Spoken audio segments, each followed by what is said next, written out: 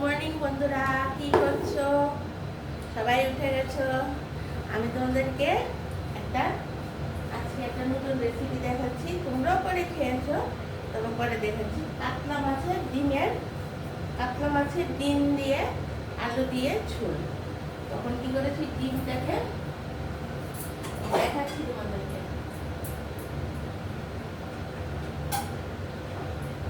বড় বড় করে ডিমটাকে করেছি। তোমরা বলে আর একটু ছোট বড় যদি করো, বেশি লোক থাকলে পরে এই দেখো এই ডিমগুলিকে এরকম করে আর আলুগুলিকে একটু হালকা সেদ্ধ করে নিয়েছি।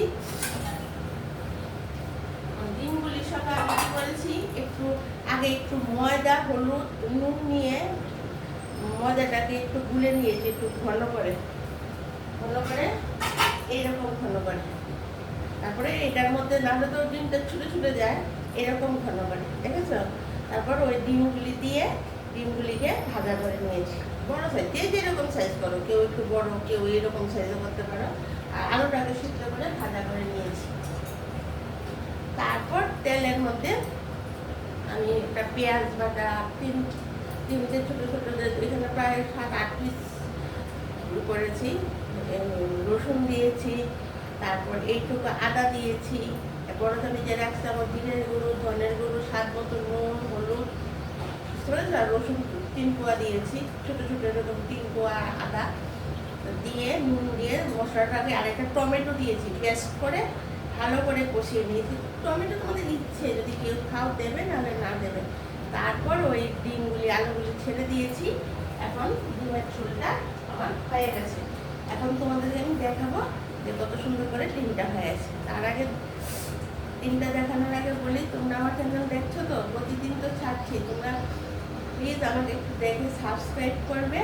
আর আমি দুপুরে আসছি, সন্ধ্যায় আসছি, দুপুরে লাঞ্চে আসছি, সন্ধ্যায় 4টায় আসছি। আর আমাকে প্লিজ একটু সাবস্ক্রাইব করে দিও, নাহলে আমি কী করে এগোবো বলো। তখন আমার হয়ে গেছে, তোমাদেরকে দেখাচ্ছি। আর এমনিতে তো বড়াটায় একটু ঝোলটা টানে, একটু ঝোল রাখবে। ওদেরকে আমি দেখাচ্ছি এটা আমার এরকম হয়েছে। এটা করে সুবিধা হবে।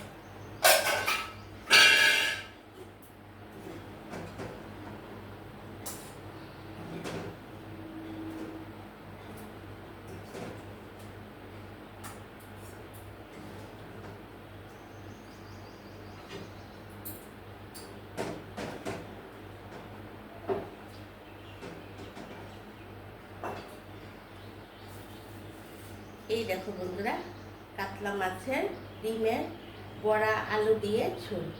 তোমাদের ভালো লাগলে, মানে পছন্দ যদি হয় আমার থেকে শুনে এভাবে করে খেয়ে দেখবে, অবশ্যই খুব ভালো লাগবে।